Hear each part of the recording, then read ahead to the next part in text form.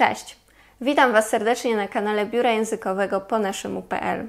Ja nazywam się Benedetta Prandzioch i mam przyjemność przedstawić Wam nowy cykl, który gościć będzie na naszym kanale.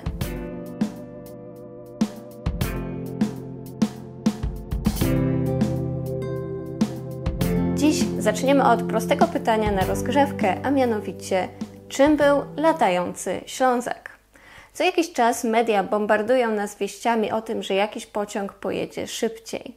Trasa z Warszawy do Gdańska potrwa 2 godziny i 35 minut. Z Katowic do Krakowa tylko 57 minut. Z Krakowa do Przemyśla 3 godziny i tak dalej. Nie brzmi to jednak zbyt imponująco, gdy uświadomimy sobie, że takie prędkości i takie rekordy były na Śląsku normą już blisko 100 lat temu.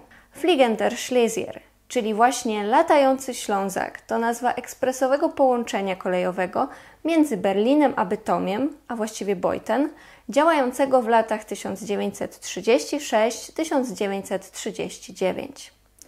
Lata 30. przyniosły upowszechnienie połączeń lotniczych.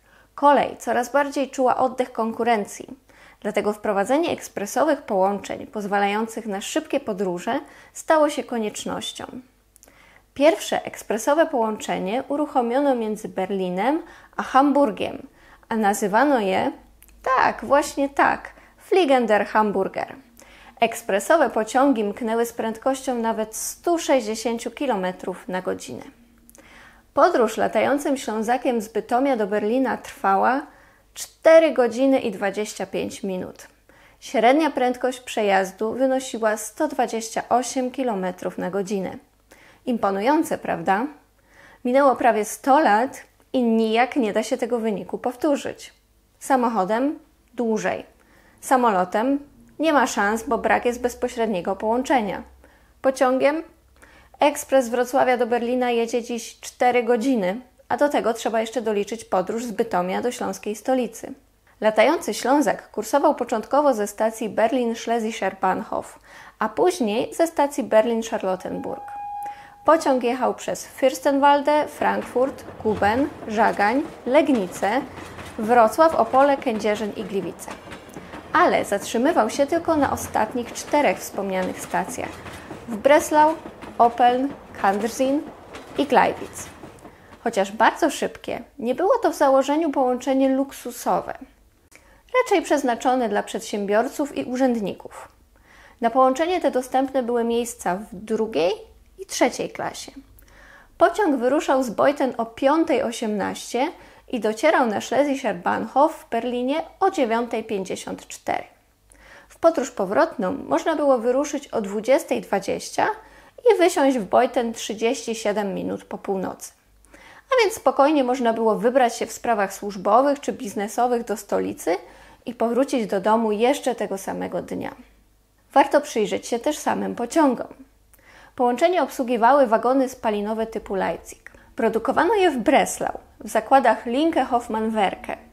Była to seria SVT 137 Deutsche Reichsbahn.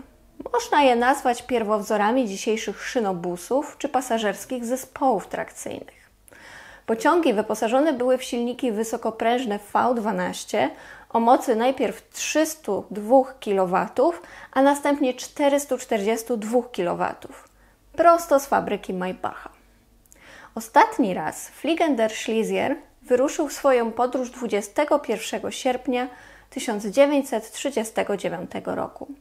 Jego osiągów nigdy później nie poprawiono na tej trasie. Dość powiedzieć, że dziś bezpośredni pociąg z Katowic do Berlina jedzie ponad 7,5 godziny. Dopiero w 2019 roku udało się pobić rekord przejazdu latającego Ślązaka, ale tylko na maleńkim odcinku trasy pomiędzy Opolem a Wrocławiem. I jeszcze jedna ciekawostka. Dla latającego Ślązaka wybudowano przy dworcu w Bytomiu specjalny hangar, w którym skład przebywał między trasami, a który można było zobaczyć jeszcze kilka lat temu. Dopiero niedawno został on zburzony. I to tyle na dziś. Jeśli podobało Ci się wideo, to koniecznie daj nam lajka na YouTube. Do zobaczenia w kolejnym odcinku.